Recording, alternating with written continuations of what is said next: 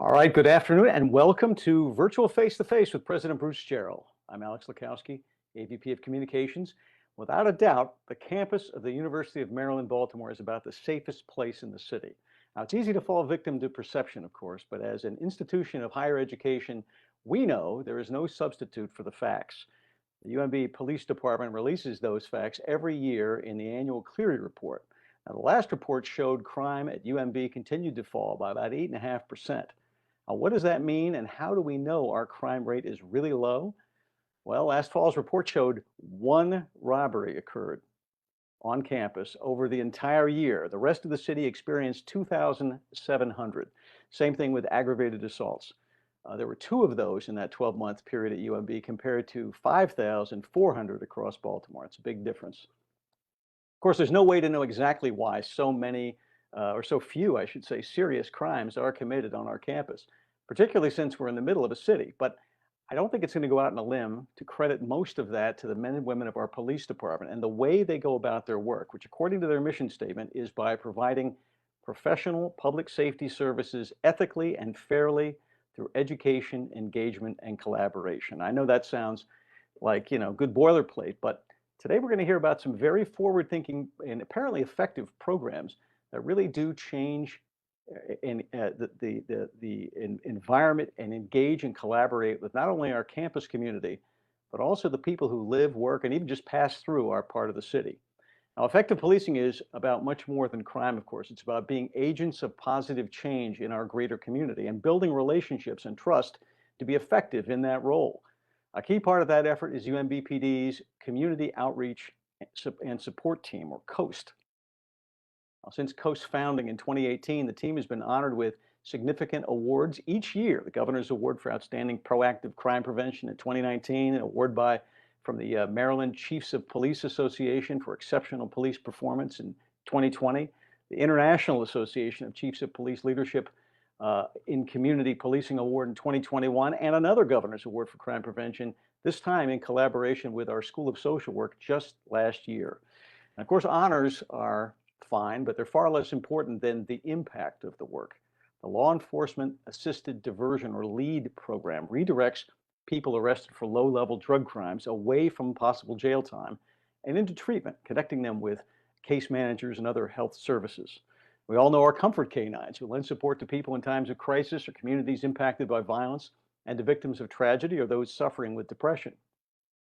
Police and security officers partner with the UMB Community Engagement Center to provide free after-school mentoring of young people in the community through the Police Athletics and Activities League. The Homelessness Outreach Program provides resources for persons who are homeless or unsheltered. And one part of that effort, we partner with Paul's Place, social workers, doctors, students, all to provide services through collaborative outreach. And as I mentioned a moment ago, officers work together with our School of Social Work and community groups and local youth in supporting what's known as the Healing Youth Alliance.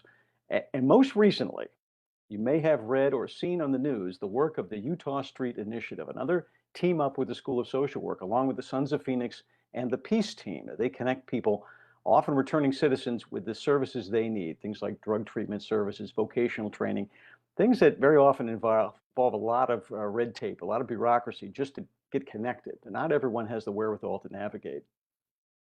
Now, a very, very big part of all of UMBPD's community outreach is our guest today, Corporal Yale Partlow. He's an outreach and intervention officer, and he's in his 11th year at UMB. I want to remind everyone that this program is being recorded and will be posted on the UMB homepage. We absolutely want to get your feedback, questions, comments, or even ideas. So please write to me using the chat function and let me know if you want to remain anonymous. That's okay. Now, with all that out of the way, let me turn things over to your host, UMB President, Dr. Bruce Jarrell. Thank you, Alex. It's a pleasure to be here. I'd like to begin by welcoming everybody back to the university. It was nice to get some time off for those of you who got time off during the holiday. I can tell you I did, and I needed it. It was good to be away and to think about other things. Even though I stayed in contact, I was able to focus on a lot of other interests. So I hope you had the same experience, and I hope you're rejuvenated and ready to roll for this new year. And of course, I look up and it's already, what is it, the 19th? It's the 19th of January. January is almost over, so time really flies. We're talking about a topic today of community-based approach to crime.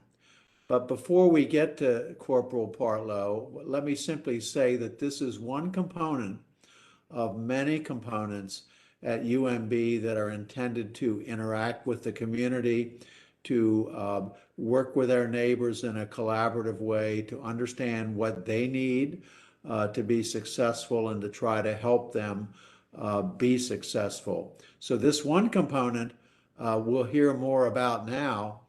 And if we get time, we'll talk about other components that interact with this. But these are very important.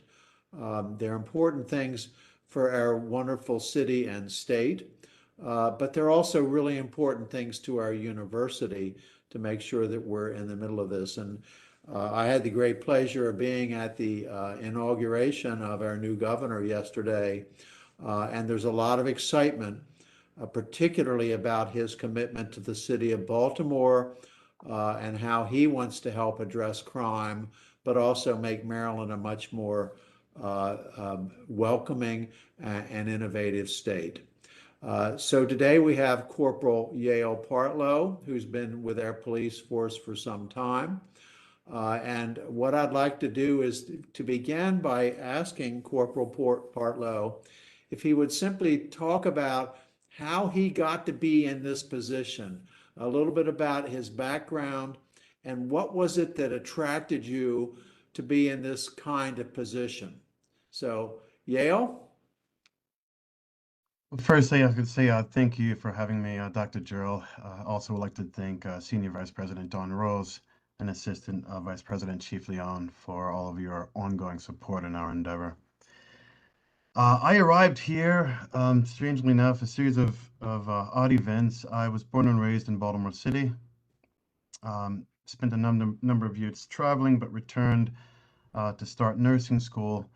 One thing leads to another, and I wind up working in security over at Johns Hopkins University for a few years. And it was during that time that I really kind of got a taste for the public safety side of things and made the leap over to UMB Police approximately almost 11 years ago now. And so, my policing style, as I say, very much included many of the strategies that I use in my current role. I'm much more inclined to work with community members to solve problems, and that's pretty much what we're continuing to do as in our outreach program.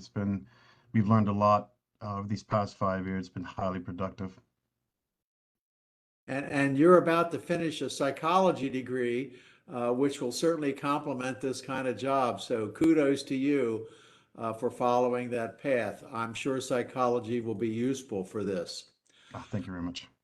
Now, I'm not aware, and maybe you can help me here, how many police departments in the country, particularly in universities, have an individual whose job it is to do community outreach, to be an outreach and intervention officer? Is that a common position or an uncommon kind of position? I would say uncommon, but becoming more common increasingly as police departments such as ourselves kind of take the lead in attempting to get outside of the box and to approach some of these issues from different angles. Different departments around the country have variations or units that are structured somewhat similarly and somewhat differently. We're actually the first university department in the country to have a partnership with School of Social Work interns. Other departments have structures where officers are paired with the licensed social workers or nurse clinicians. And so the model is starting to grow as more departments begin to experiment with this kind of policing. I think the first time I heard about a collaboration between a police department and a school of social work, I kind of was taken back because they seem to traditionally have been on opposite ends of the scale, if you will. You were about enforcement, the police were about enforcement, and social work was much more about providing support, finding solutions, social solutions to problems, among many others, but access to resources. So I guess my question is, how did this come to be that you were able to unite with the social workers? And as we get further into this, you can tell me how that's working. But how did that connection occur?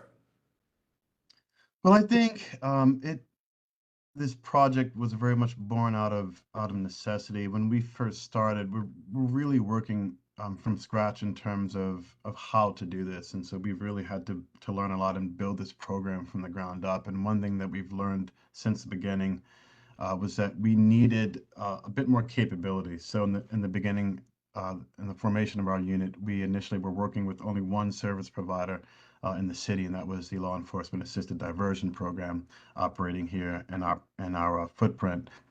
Since that time, and it's been approximately 5 years, we've learned that we first needed to increase the number of service providers that we work with to meet the individual needs of many of the clients that we work with. Oftentimes, the populations that we work with have various needs and are coming from different backgrounds, and so we needed more options in a sense. Case management was one of those options that we needed, and so partnering with the School of Social Work and working with the interns allows us to have in-house case management capabilities, which really can speed things up on the street in terms of getting people connected to the services that they need, getting them to where they need to be. While we still work with other providers and the case management capabilities that they have, we also have, we can really kind of tailor the work that our interns do to our specific population within our jurisdiction. Yeah, so words matter, as I know you know, and you just used an interesting word, and that was that you referred to people as clients. And I would have said to you that ordinarily a police officer wouldn't refer to someone on Utah Street as a client. But I think it's really important that you use words like that. So tell me how your thinking has evolved in terms of how you view people that you're trying to police and help at the same time. Oh, it's a good question. How the nature of our engagements and the work that we've done with these members of the community have largely shaped how we think about this particular population as members of the community. And so um, we understand that oftentimes crime, poverty, mental illness, all of these things are incredibly interconnected and form a kind of web of issues rather than being isolated in and of themselves. And so we try to treat the source of a lot of these matters, and so in those efforts to work with the community and to work with service providers, we found that kind of meeting the needs of the individuals that we work with and those that are most at risk at the core has led to much of our success, and also has contributed to increased safety on campus. Yeah. Well, there must have been a point because you started out as a traditional safety and security role officer, and now you're in this new role. So, what was it that triggered your thinking to change and your interest in this particular aspect of policing?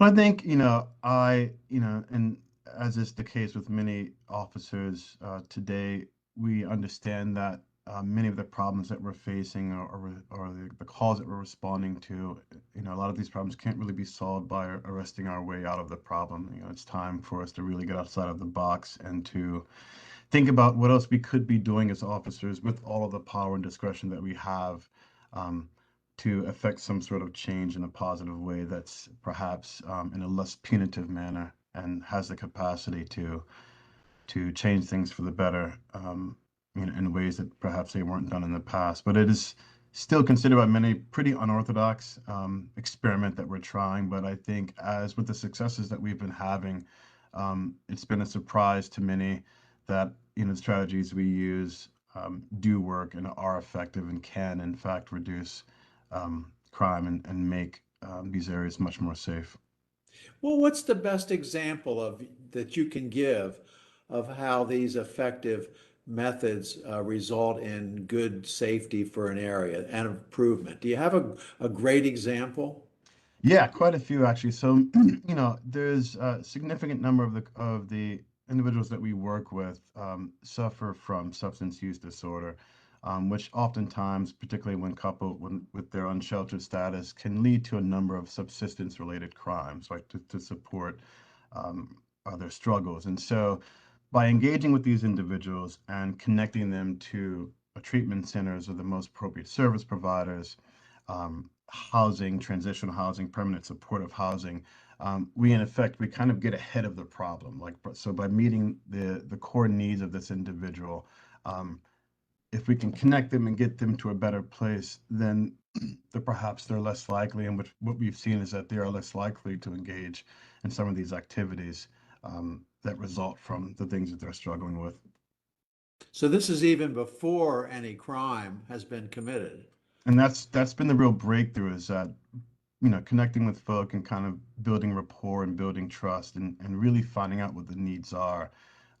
We can actually prevent a lot of the things that would have happened had this person been unable to get access to the services that they need. Uh-huh.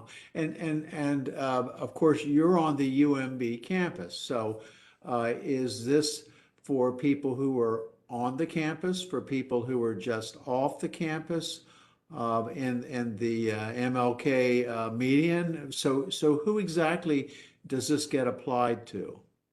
So our footprint is pretty dynamic. Our campus, as you know, is situated in the heart of downtown between a number of residential neighborhoods and certain neighborhoods struggling with different issues. And so we have a lot of through traffic, but also unsheltered community members that are kind of residing in different areas on campus. And so those are our primary concern, and those are the clients that we engage in the most. And so we have also clients that are more transient, coming through from other parts of the city, that we engage and are able to connect the services and get the help that they need as well. Right. So I want you to tell us a little bit about the COAST program, but then I'd like you to add to the homelessness initiative, and you of course have been the point person for that. Give us some perspective on that problem, how big it is, how refractory or not it is. Where do you see that problem in the big list of things, and how do we get at it? Hmm.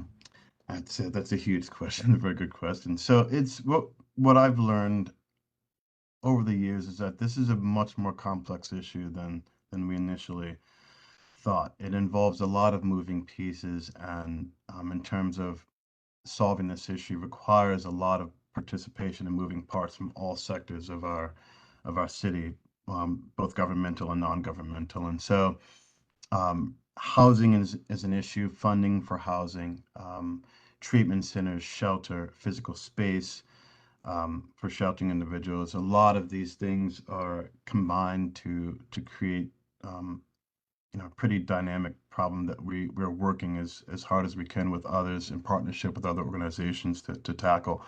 On our end, as far as our department goes, with the coast in particular, and this has been a wonderful unit since forming, a wonderful project. Our goal is to engage the community in a way that allows us to play a more participatory role in the safety of the community. And so our focus is on building rapport, listening to the needs of the community members, and doing our best to respond to some of the the requests that perhaps were outside the purview of the traditional police role. How do you begin a conversation like that? So we've got people on the median strip. How do you start to build rapport and trust with them? And surprisingly, the initial contact is the easiest. It's just, just like you were meeting someone new. Hey, how's it going? I'm Officer Partlow. I work for the UMB Police Department. I'm in the outreach unit. We're just letting folks know that we're working with a great team of case managers.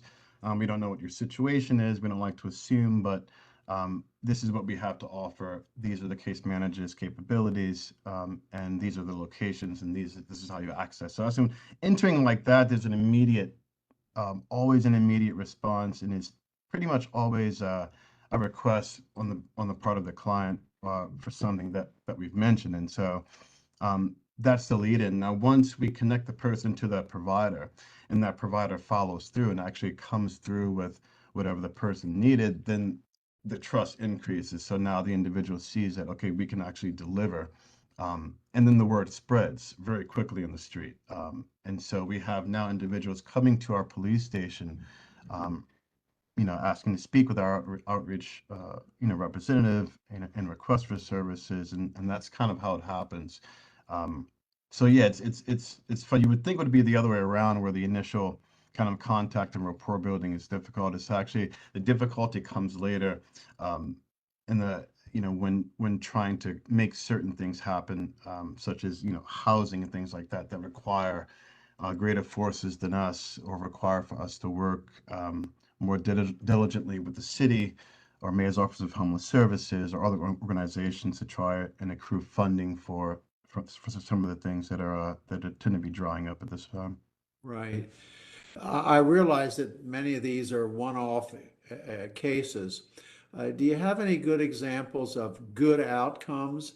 Let's say you found someone housing or shelter, and not only did that person avail themselves of that resource, but something else good happened, that they became productive or more productive in some way. You got a good example of that? Oh yeah, we've had a number of clients over the years that have really done well for themselves once getting initially connected and having their basic needs addressed. We've had clients that we've got into recovery centers here in Maryland that have gone on and have been ushered into permanent supportive housing programs, and since that time have gained employment and are now working and leading. Um, Fulfilling lives. And so we have, a fair number of those that we've had over the years. We're able to track, and people will reach back out to us, after some time, and just to express thanks for extending um, those services initially. And so, yeah. So there are good success stories. Oh, And that's absolutely. good to hear, because you never hear about that. So thank you for telling us about that. One last thing, and then I know Alex has got a few questions from the audience. Um, you heard yesterday our new governor get inaugurated, and I don't know whether you heard much of his talk or not, but it was very inspiring. And one of the things he talked about was what would be the approach to crime in Baltimore. And he didn't give us specifics as to what his approach would be. I think that's yet to come. But you've got an opportunity to give him advice, Corporal. What advice would you give him? Ooh, that's a big one. I think poverty needs to be addressed in a much more significant way. I think many of the problems that we're seeing in the city, many of the struggles that we're seeing people have a great deal to do with systemic inequities that are still kind of happening. And so I would like to see much of that, as much as can be addressed, and attempt, while of course we are trying to mitigate the effects of other areas of the system and the problems and things like that happening in the city. But this is very much a multi-pronged. There are a lot of things that need to be happening at the same time, which is, understandable, particularly given the history of Baltimore, and the problems that we faced both economically and, in the past and at present. So it won't be an easy solution. It'll be a whole lot of different things.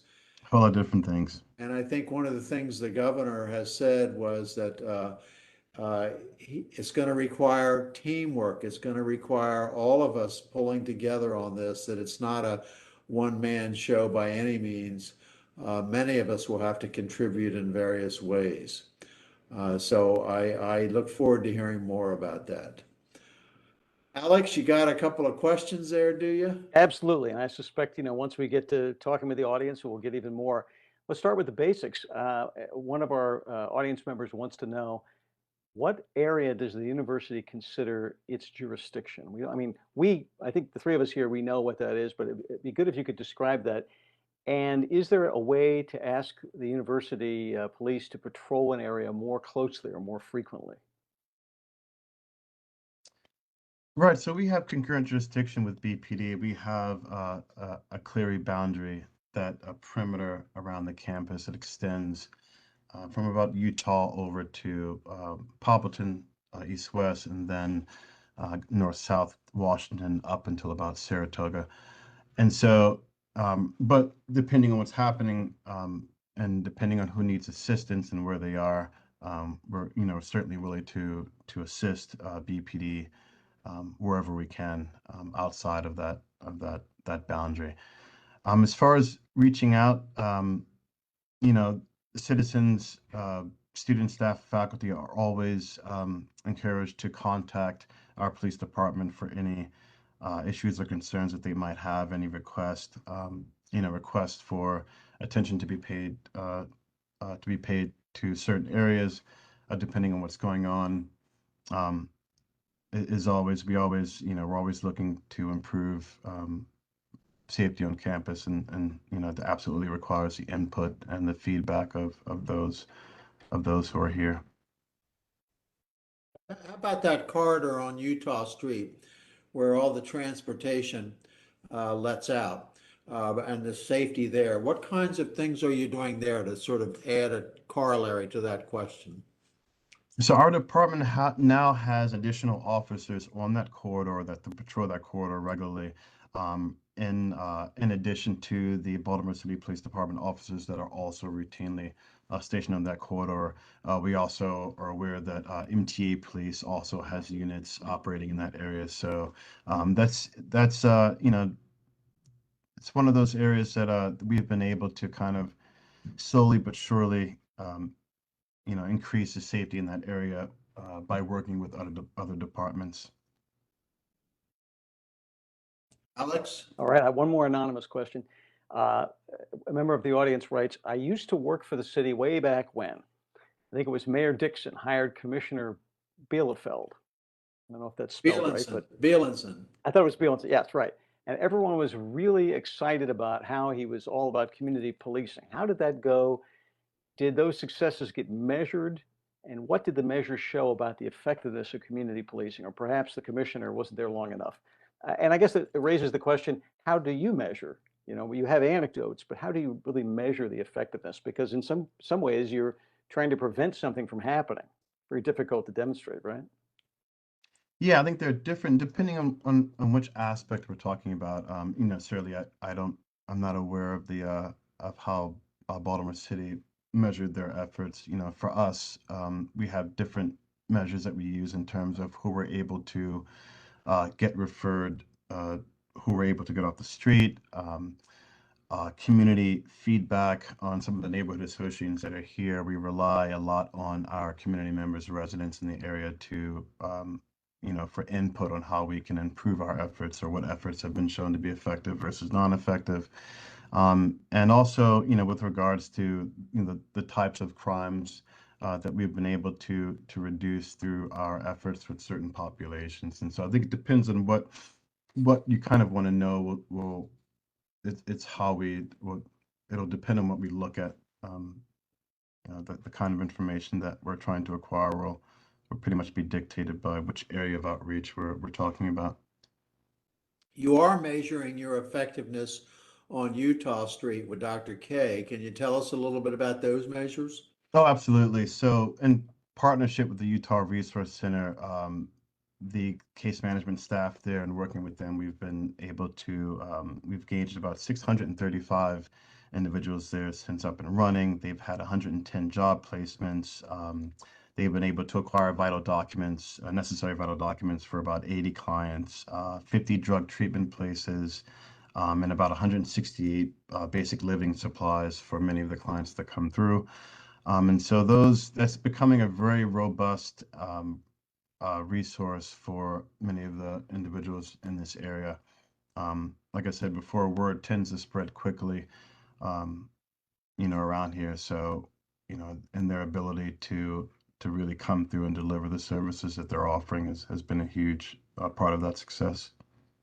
Yeah, you mentioned a little bit about good outcomes for people who access services. And of course, I think in the end, one important measure for sure is that providing those resources actually changes the path, the trajectory of that individual in terms of no crime and a productive life. So it'd be nice to be able to measure things like that too. Oh, absolutely. So, Alex? I had a feeling this was going to happen. All this talk of these great programs, and we have people in our community who have other ideas, other things they're involved in. You may end up with many more programs. Let's bring in Mary Jo Bondi, who has some ideas. Mary Jo? Congratulations. Thanks so much for the opportunity. And Officer Bartlow, this is just a tremendous program. I'm wondering, is there an opportunity to expand the program by offering a street medicine program, providing primary care to the unsheltered homeless in our surrounding areas, and leveraging, the commitment of UMB to, support our neighbors and our community, and advance interprofessional education on campus? I think that's an absolutely wonderful idea. It's something that it's come up in the past, as we've grown the unit, but that would be having that capability and the opportunity and giving that access to the individuals that we work with would be absolutely fantastic. So I would love to get in contact with you and to kind of open up discussion about that more. So we're always looking to expand. Having that particular capability, we haven't had in full. I go out a few times a week with the peer recovery specialist from a local provider, Pulse Place Incorporated, and every so often, one of their nurse clinicians will accompany us and provides us with kind of street triage capabilities in the street. But what you mentioned would be, sounds like it would have a lot more depth and would be very much an appreciated expansion on our own. MJ, you've got your work cut out for you. Okay, Alex. Unfortunately, I muted her to move on. And you know what? I think I may have scared away our next caller. Let me just give one last check to see if she's back. These people have a problem getting plugged in. No, well, I'll read her question for her. This was Tori Butler, who wanted to know, she said, I wanted to know how an employee like myself, who's seen unhoused people hanging around the entrance of my building on Packer Street, how would I go about referring them to someone in social work or someone like yourself who can help them? So I would say to that, the easiest way would be to contact our department with the concern that you may have. Many of our student, staff, faculty member, residents, they have our number. They know to contact me, and I'll respond, make contact with you, and kind of look at what's happening and see what we could do in terms of getting the individual that the help that they need.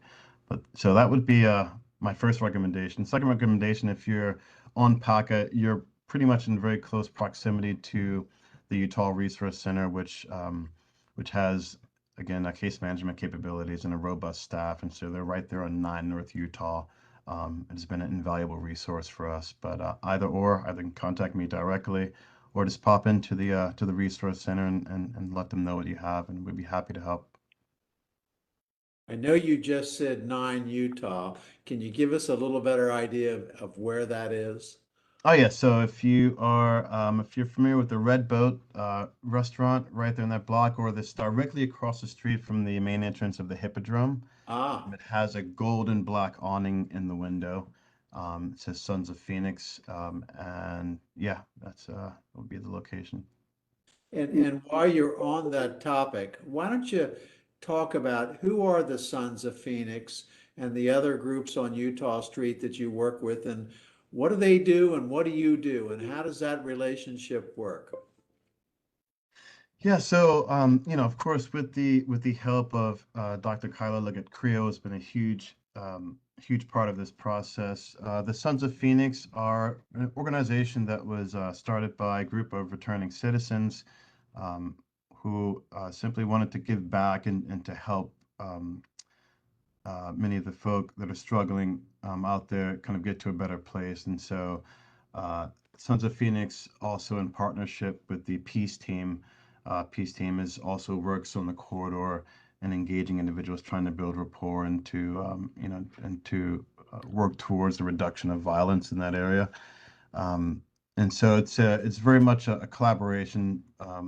The Utah Resource Center, Sons of Phoenix, Heart Smiles, the Peace Team, our department, and the School of Social Work interns that are doing their case management out of that office. And so they're based out of that particular resource center. And so it's a very much a collaborative project, bringing together the best minds and those who are really kind of about engaging the community and working with each other and those in the street to improve public safety. Okay, Alex? We do have more people to bring into the conversation, but before that, there is one more anonymous question I think it'd be a good time to answer. You're in Coast now. How is that different from being a patrol officer? And I'm sure this is something that you wrestle with or you see with your other fellow officers. And does the whole Coast team do homeless outreach, or is it just is it everybody involved, or who does homeless outreach? How do they do it? Yeah, so Coast is actually kind of an umbrella. So under that umbrella, we have me. I primarily do mental health crisis response and homeless outreach. We have another officer that does that is the comfort canine handler. We have a community liaison person, and so there are a number of different roles within Coast. My particular role is strictly focused on mental health crisis intervention and homeless outreach. All right, great. Let's bring in Raymond Taylor. Let's bring in Raymond Taylor with who has a question. And I'm trying to open your microphone, but doesn't look like I can. There you go. You should be able to talk now. Terrific. Good afternoon. Officer Partlow, it's great seeing you. Thank you. Yeah, thanks for your talk today. So I just had a general question. How would you say that faculty, staff, and students can continue to support the wonderful programs that public safety is already doing in the community? Oh, thank you for your support. Just feedback. We're always looking to improve on what we're doing and on the model that we've created. I think thus far, a lot of our positive growth has been the result of really listening to the needs of those within the community and also to critique of some of the things that we could do better. And so I would say the best support for me would just be positive feedback in terms of what could be done, different ideas. We're an innovative bunch in our unit, so we value innovation and we're really about getting outside of the box. And so that's the bulk of it. Just anything that you could add or have to offer, any insights that could potentially improve our model would be welcomed and appreciated. Okay, excellent. Thank you. Okay.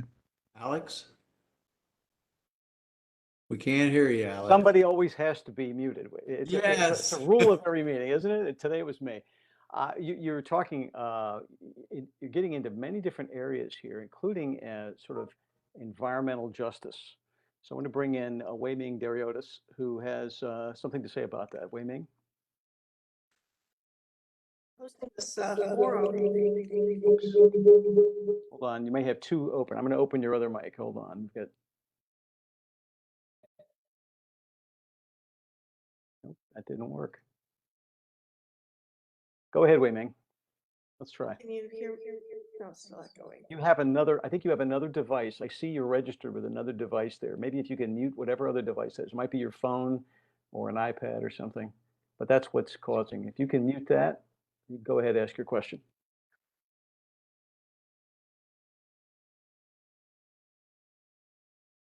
Are you good? Wei Ming, you want to try now?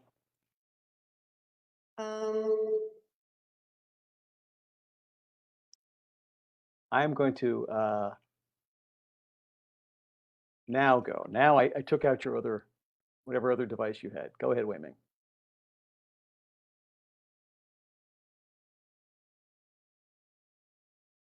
Well, She's having trouble there. Uh, Type it in. I'm gonna read your question. She writes, given the well-documented connections between environmental justice, health disparities, and crime, like lead levels, increasing violence, lots of things we talk about. How might UMB as a leader in health and human services support the improvement of local environmental justice and health disparities issues that impact the local community? That's a broad question. It's a I'm sure you broad have some question. thoughts on that though, right? Yeah, I mean, I think, between, particularly with the UMB School of Social Work, I feel probably be perhaps in the best position to address the bulk of those issues. I know there are a number of focus groups and organizations and projects and initiatives that are being run out of the School of Social Work. So I think, looking forward, perhaps there's more that the University of Maryland could do via the School of Social Work to perhaps address or get more involved and more engaged in some of these environmental issues. Okay. Alex? So we have people who have had sort of negative interactions with people locally. And so, as part of your life, you may feel hassled or maybe even just sort of directly impacted. So you can understand how people may feel differently. We have one member of the audience writes that you reference people you interact with in a criminal manner as clients. Is that not misleading? What is your response if the person is hostile? So as first and foremost law enforcement officers, we take the safety of our community members very seriously, and we're prompt to address any issues in terms of criminality that tend to arise. With that said, it's precisely why we've erected this unit to get ahead of some of these things. And me personally, in my current role, within Coast, my role is primarily to engage many of these individuals to try and connect them to services, so that to try and mitigate some of these things that result from perhaps their mental illness or unsheltered status. And so on that end, I would say, our department is continually looking to address and to improve on our policing strategies, while also at the same time offering these other avenues to making campus safe. We have someone here who I was really hoping would speak, because I think a lot of people are feeling this way, but she really just does not want to give voice. But you had to expect this. And I'm talking about the squeegee workers. Woman writes, what can we do about the teenage car window washers that get upset when you say no and they kick your car? And I've heard other people say they feel even much more threatened by that.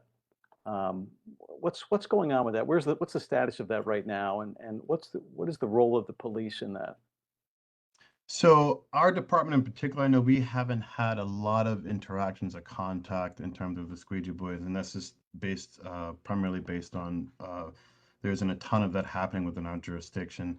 A lot of those interactions are being had more between Baltimore City Police and different squeegee groups, depending on where you are in the city. I know that's one of the top discussions in the city right now, so that's being addressed. Both the legalities of that situation are being kind of debated now down at City Hall and involving a BPD and other departments. And we're all working together to try and find the best possible solution to this, that results in both, safer experience for motorists, while also, if possible, meeting the needs of some of the young folk that are out here. Great. Another anonymous question. What kind of bias training do police officers receive, and how often? And what is your protocol when there is a bias-related concern? How often does that happen? In my experience here in my department, I can't recall an issue that I've been here about 11 years, an issue that we've had or complaint that we received in terms of bias. Our officers, as do most officers in departments, we received regular annual training to include bias-based policing and understanding what that is and understanding what bias is, both implicit bias and explicit bias, and and finding ways to deal with that so that we are engaging, citizens in a respectful and lawful manner. And so, and that's been ongoing for the entirety of my career. We're very serious about assuring that our officers are engaging citizens in ways that that respect their constitutional rights and are not, and that we are unjustly targeting certain individuals or certain populations. You talked I know you talked to Dr. Jarrell before the program started about some of your background and then some at the beginning. Can you sort of talk about, yours is not really, maybe, at least in the past, has not been a traditional route for police officers, right? This kind of policing. Um, wh- are the police recruiting people from sort of a different pool for these sorts of roles? Should they be recruiting? What would you say to someone who was, maybe they're in the School of Social Work and they think this would be a great way to get involved and really help people? How could they do that?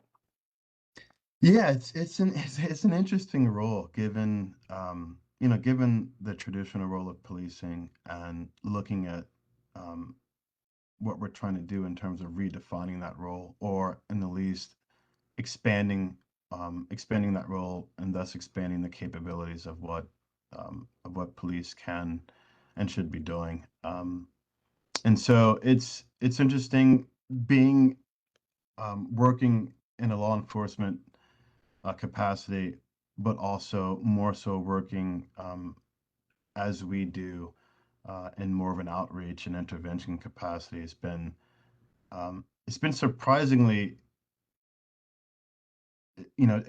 I would say it's felt appropriate.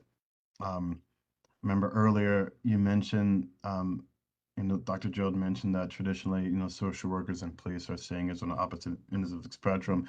Our experience is that it's really been a match made in heaven. More so, we look at it as two sides of the same coin. So we see kind of this merger as the completion of something rather than as the as an uncomfortable marriage. And so having working with social workers and working with individuals in an outreach capacity, um, particularly from a law enforcement perspective, because there's so much that we have access to and so many uh, things about policing as an institution that we could use really positively towards to these ends. And so we're a 24-hour organization. We don't close. That was a huge deal for us, and our ability to relay information and to keep contact with clients and to help maintain connections between clients and social workers. And so different aspects of policing have actually proved to be quite beneficial for this particular project that we're trying to push forward. Let's bring in Liv Myers with a question. Liv, Sure, or comment? Go ahead. sure. How do you encourage recruitment of officers with target identities that accurately reflect or represent the community you serve? I'm sorry, I caught the tail end of it, but with the beginning, say again. Sure. How do you encourage recruitment of officers with targeted or marginalized identities that accurately reflect or represent the community that you're serving? So recruiting in terms, so as far as selection for this role, I think initially um, they were really looking at officers, both their policing style and how they performed in the field, but particularly um, how they engage with individuals in the field while on patrol. And so, as of right now, there hasn't been in our department hiring just for this role. Um, but we're more looking at the officers or the pool of officers that we do have and looking at their strengths and capabilities and their ability to identify or engage with individuals from many of these communities. And many of our officers were born and raised around here, myself included, in the 1400 block of West Fayette. And so so that's also been factored into how we select officers for this particular work. Alex? All right, I want to bring in, and I'm sorry, Nejma Celestine Donner. I'm sort of ambushing you here because I didn't give you a chance to know you. I was coming to you, so I'm doing that now by making this a long lead up. But she wants to say something about the squeegee workers in defense. And I think we ought to give her a chance to do it. Go ahead. Oh, could you all hear me? Yes, absolutely. Okay, yeah, this was just more of a comment than a question, but I just felt compelled to share that I see the squeegee boys every day, and I have never ever had a negative interaction with them. Even when I don't give them money, I know maybe some folks have had different experiences. I don't know what that might be about, but I wanted to put it out there that they have been nothing but respectful to myself and everyone that I know that work both here and UMB and beyond. I think sometimes they may get an unfair reputation. So I just felt compelled to share my own experience, which has been nothing but positive. So thanks for letting me share. Sorry, I didn't know you were going to. No, that's good. I just wanted to make sure, it's good to hear different points of view on something Yeah. like that. It is, and I think you're all aware of the Greater Baltimore Committee major initiative with the mayor's office to try to address this, and there's many different sides to this, but I have hope that the new program that they put into place will be constructive and will help those young men get on with their lives and have meaningful jobs and careers, et cetera. That's the hope. Alex, you got any more questions? We have a ton of questions. Everybody wants to talk. Okay, keep going. Okay. So one of your colleagues, I'm going to keep the name out of it, but wants you to talk about what areas of growth you see in your program and talk specifically about how faculty, staff, and students can support COAST. Because you mentioned a couple of times that we partner with students, we partner with faculty and staff. How do they do that? How can they get involved? There's so many different aspects of COAST.